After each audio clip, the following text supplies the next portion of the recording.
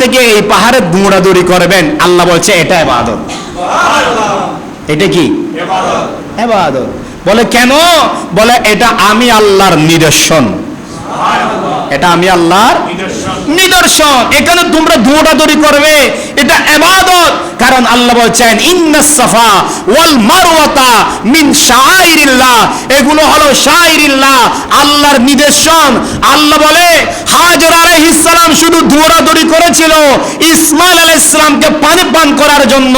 আর আমি আল্লাহর কাছে এই দৃশ্যটা এত বেশি ভালো লেগেছে, আমার বান্দারা কিয়ামত পর্যন্ত পৃথিবীর যে কোনো প্রান্ত থেকে যদি সাফা এবং মারওয়ার মাঝখানে এসে দোয়া করলে আমি আল্লাহ দোয়াকে কবুল করে নেব।